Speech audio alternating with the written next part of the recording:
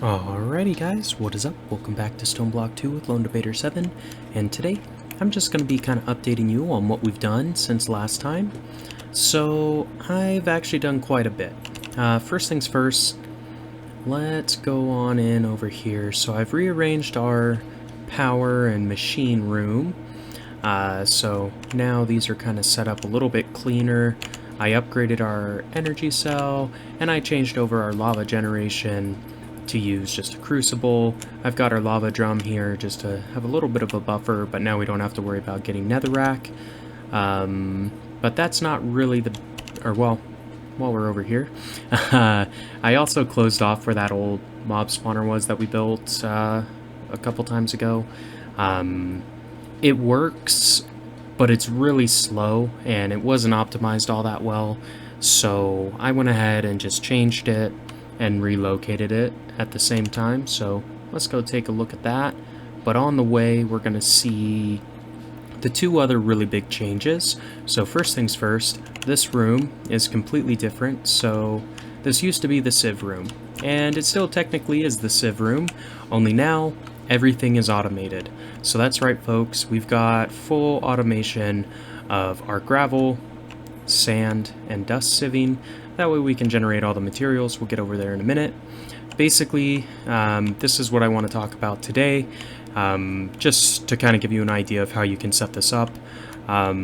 It's not too bad. We did have to build some conduits in order to make everything work, so I ended up building item conduits, pressurized fluid conduits, and energy conduits. I also needed a couple of filters in order to make it all work. This stuff's pretty cheap, so hopper and paper for the filters. Energy is conductive iron, which is just an alloy of redstone and iron, and then pressurized fluid conduits is just fuse cords with the conduit binder. Item conduits takes pulsating iron, which is ender pearls and iron. I got the ender pearls from our new mob farm. We'll show that a little bit later. But let's take a look and see how this all works. So I've got a tier 5 cobblestone generator feeding into a compacting drawer. So this one, since cobblestone can actually be compressed a couple of times into double compressed and even further, it does have double compressed on the top slot. So this does automatically take the cobblestone it gets and turns it into compressed cobblestone, which is what we want. But in order to pull out the right stuff, this is where item filter comes in. I just have a basic whitelist filter with compressed cobblestone on the extract, feeding into 3 auto compressed hammers. Now I'm using these because it will do a block of compressed cobblestone into 9 gravel in one time duration, as opposed to 1 block of cobblestone to 1 gravel. So this is way more efficient to get your items hammered down than using just the basic hammer. So if we take a look at auto, actually they're all right here. So auto hammers right here, not too bad. It's just a bunch of iron diamond. To get the compressed version, it's steel, which is made with coal dust and iron and an alloy smelter. Just show that right here. So pulverized coal, iron ingots to make steel. And it's 6 of those, 1 compressed diamond hammer, and 2 weighted pressure plates, which are just iron, and you get 1 of these bad boys. So I've got 3 turning the cobblestone into gravel. Now I picked 3 because technically speaking, we're going to need that much to generate 1 set for the sieve that's going to do compressed gravel, 1 set for the next 2 hammers that are going to do dirt. So that should be 3. This should balance fairly well.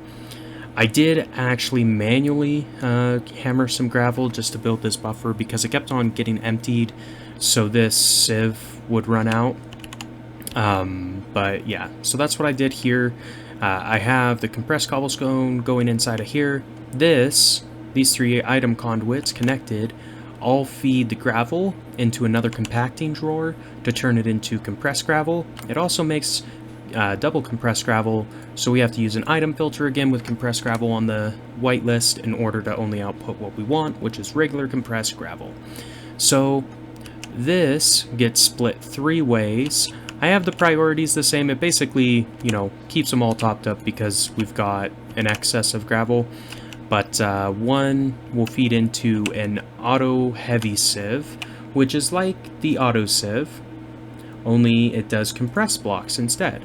So this takes a lot more steel, so it's 2 ingots and 2 blocks of steel, a heavy sieve, and 4 panes. So the recipe's really not that bad, I mean, all things considered, but this will do compressed gravel instead of just regular, so it does increase your output generation quite a bit.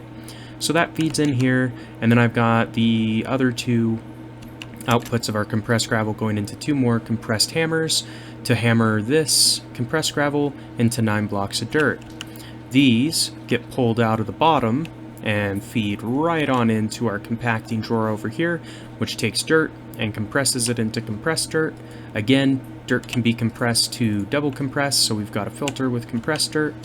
This then gets fed into 2 more auto compressed hammers, which take the compressed dirt and turn it into 9 blocks of sand, which feeds into another compacting drawer, which turns it into compressed sand. We need a filter because sand can be double compressed. It doesn't happen very often, but I want to be safe and not get the wrong blocks inputted because that will jam up your system. So throw a filter with compressed sand. We put our output there. I have one that feeds into another compressed hammer to get us 9 blocks of dust, and then I've got the rest going into this auto heavy sieve to actually sieve some sand for us as well. Finally, out of the the auto compressed hammer that's doing the sand, it takes that dust, puts it into a compacting drawer, and that makes it into compressed dust. Compressed dust doesn't have a double level, so it's just dust and compressed.